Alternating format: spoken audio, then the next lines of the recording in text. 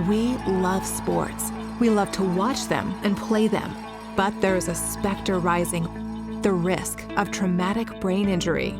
The more we learn about concussions, the more our concern grows, not only for the safety of college and professional athletes, but for the safety of our children. The facts tell the story.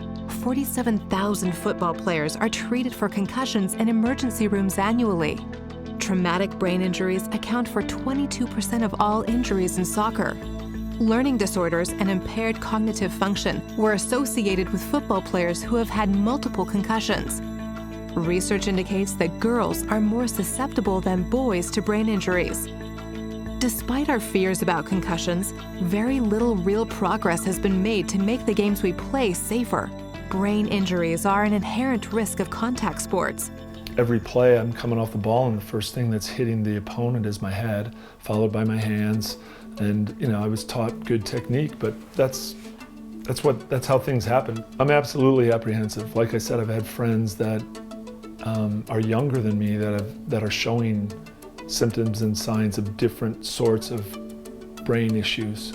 So yeah, it's absolutely something I think about. But there is hope. By understanding the nature of brain injuries, we can look for ways to interrupt the processes that cause the lingering effects of concussions. Brain injuries have two phases. The first phase is physical trauma to the brain caused by a violent impact. The second phase is a metabolic disorder caused by the disruption to the chemistry of the brain.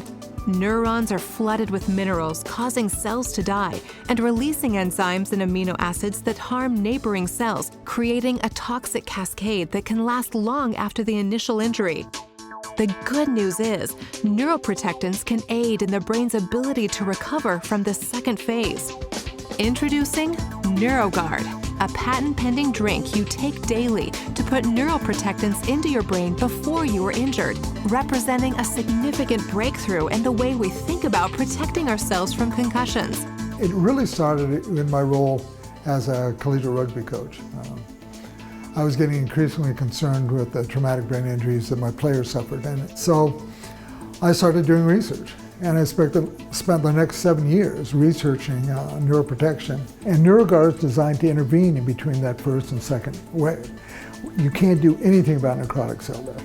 The TBI is going to happen. But because of the substances in NeuroGuard and the neuroprotective effect, we can intervene in between those two waves of cell die-off. Western medicine operates from a paradigm of diagnosing a disease and then treating it. But neuroprotectants don't work that way. They need to be in your brain when you're injured in order to be effective. That's why you take NeuroGuard daily while you're in season. It's like wearing a seatbelt. It's a simple measure you do before an accident. It won't prevent a collision, but it may protect you if you're in one. My children have played multiple sports: football, baseball, soccer, cheer. We've loved all these sports. There's so many benefits. Girls and boys for the sports, but a lot of them, especially the football and the cheer, I really worried about brain injuries. Being able to give them NeuroGuard gives me as a mom something I can do to help their chances of recovering if a brain injury does happen. It gives me peace of mind. We've initiated the first human trials of a preventative approach to neuroprotection. We're working in conjunction with the Division I football team and 2 of the top 10 collegiate rugby programs in the country.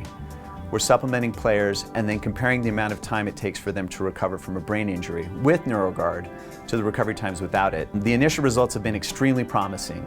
Players are returning an average of 3 times faster with NeuroGuard.